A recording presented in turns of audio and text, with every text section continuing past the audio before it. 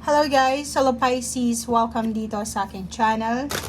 Kapalaran 888, welcome guys. Alamin natin ang weekly tarot reading mo simula ngayong February 12, 2024. General reading siya guys, so pwede kang makaresonate. Gamitin mo ang iyong intuition sa panunood. Ito ay general reading, so pwede kang makaresonate, so pwedeng hindi. So para mas madali yung reading natin, kunin mo lang kung ano yung resonated sa'yo and ignore yung mga bagay-bagay na hindi naman resonated or related sa'yo. Okay, first card natin is empathy and friendship. So, for this week, eto yung posibleng importante sa'yo. Okay, so, for example, dito sa barahang ito, for example, may mga issues kayo regarding relationship, especially friendship, or family life, or any connections to, diba? Mapa-relationship man siya, sa intimate, love, or family, katrabaho, kapitbahay, kakilala. Dito sinasabi ng baraha sa'yo na naiintindihan mo kung ano ang rason or kung ano yung mga purposes ng mga tao sa buhay mo. 'Di ba? Parang ganun. So, eto din na empathy card is sinasabi na bukas ka sa kung ano man na possibilities, lalo na sa mga misunderstanding sa lahat ng mga relationship na mayroon ka, mapa-friendship man yan, or family life, or relationship intimate. Okay? So, yun ang nakikita natin dito.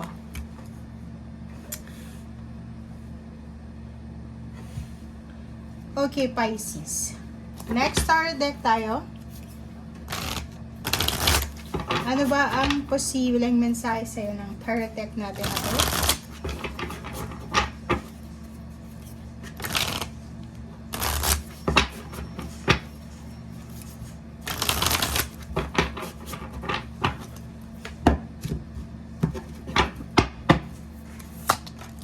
Okay, so meron kang 9 of Cups.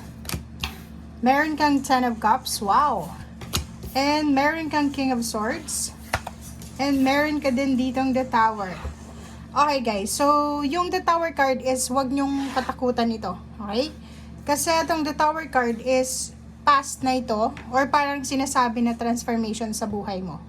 Kung makikita mo dito, itong Tower card na to is, ito yung mga bagay-bagay sa buhay mo, past issues, past events, na posibleng nagbigay sa'yo ng kalungkutan, 'di ba?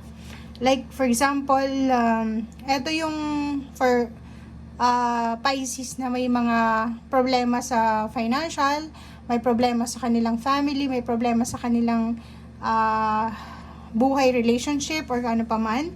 Siguro may foundation ka, like for example, isa kang breadwinner and ginagawa mo yung best mo para sa pamilya mo, single ka, and bigla kang na-disappoint, diba? Or maraming mga family members ang naka-disappoint sa'yo. But dito sa tower na ito ay parang sinasabi na na-overcome mo na siya. So this week is parang sinasabi na tapos na to. Parang ano lang to reminiscing. Parang maaalala mo lang siya sa linggong ito kasi parang iisipin mo na napagdaanan ko pala yon, pero hindi ko napansin na overcome ko din. Parang ganon.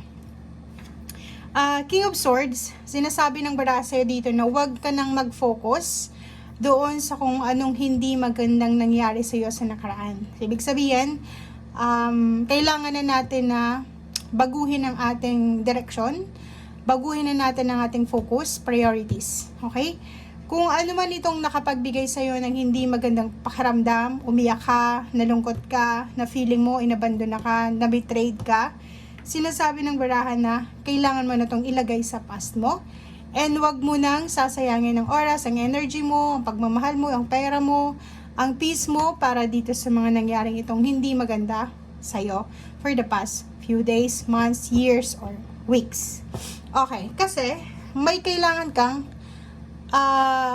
paghandaan. Yon, prepare yourself kasi meron ka ditong 9 of Cups and 10 of Cups. So ano yon?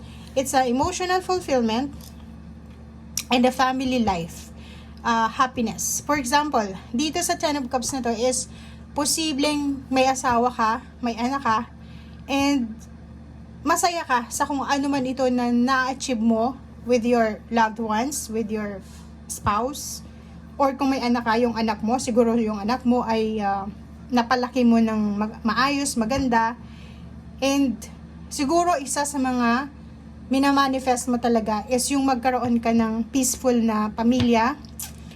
Minamanifest mo talaga yung maibigay mo sa pamilya mo yung peace and harmony na wala ka siguro habang ikaw ay nagkakaedad. Parang ganon. So, ang nakikita natin dito is a 9 of Cups is emotional fulfillment, achievements na posibleng ma-achieve this week. So, like for example,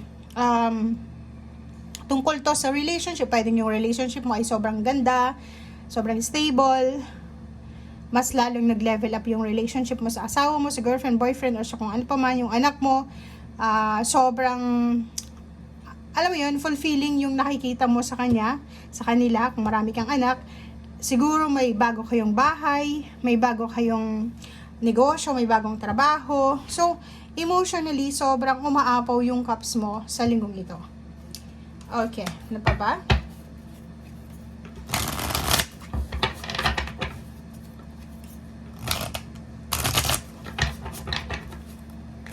Okay. Pisces. Sabi ko na eh.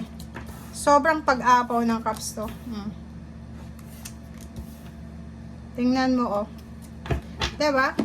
So, it's a confirmation, guys, na ang linggong ito ay sobrang, parang ano to eh, parang eto na yung pinaka siguro masaya sa buong buhay mo. Parang ganon. Kasi unang-una, meron ka ditong 4 of Swords. Meron din na 5 of Swords. Sinasabi ng baraha sa'yo dito na magiging sobrang grateful, thankful ka sa pagtanaw mo sa nakaraan. Di ba yung parang reminiscing of your past dito sa The Tower. Yung mga napagdaanan mong hindi maganda, mapa-financial, emotional, psychological, or may mental man, or health, or kano pa man tong napagdaanan mo. Nagpapasalamat ka, or magpapasalamat ka sa linggong ito kasi hindi ka sumuko. Kahit anong klase ng pagsubok na napagdaanan mo, hindi ka sumuko. And itong 4 of Swords, sobrang tahimik. Sobrang tahimik. Sobrang harmonious, stable, secured, matatag yung emotion mo and then yung family mo sa linggong ito. Okay?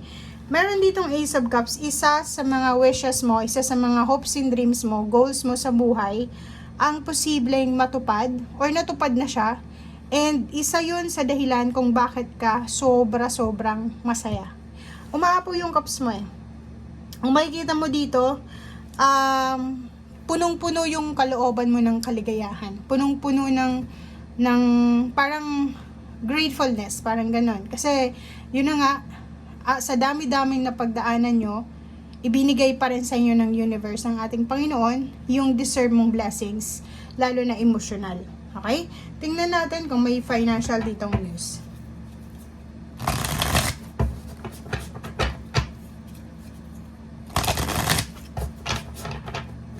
Siguro ang tagal mo ng minamanifest yung peace and harmony sa yung buhay, and then yun nga, ibibigay na sa'yo. Oh, wow, diba? Nandito yung Queen of Swords and then 8 of Cups. Moving on ka na, 'di ba? Going up ka na doon sa kung ano man itong goals mo sa buhay. Kung makikita mo dito may progress, punong-puno ng progress ang buhay mo. Nakikita natin dito yung travel, relocation, level up ng relationship, level up ng financial nyo. And nakikita natin dito yung sobra-sobrang focus, priority sa sarili. Okay?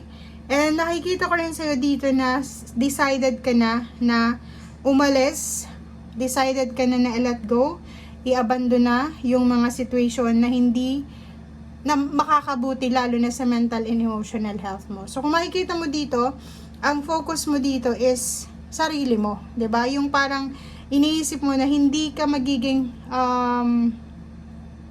makakapagbigay ng tulong sa mga tao sa paligid mo unless na hanggat na hindi mo tinutulungan yung sarili mo. So, parang nakikita natin dito, you're moving out from toxic situation. So, Nakikita ko sir dito no wala ka ng oras or wala kang panahon para explain ang sarili mo sa mga taong may ayaw sa'yo, sa mga taong wala ka namang ginagawa pero ayaw sa'yo, or may mga taong ginawan mo ng 10 beses na kabutihan, 1 beses lang yung hindi mo napagbigyan, naging masama ka na. So wala ka ng oras doon. Kasi yung priority mo ngayon is isang bagay na lang. Okay? Progress para sa sarili mo, sa pamilya mo, sa anak mo. And nakikita natin dito yung victory and success. Okay? So kung ano man itong pinaplano mo, ano man itong ginagawa mo sa ngayon, sinasabi ng barahan na talagang deserve mo ito. Okay? So thank you for watching guys and see you again. Bye!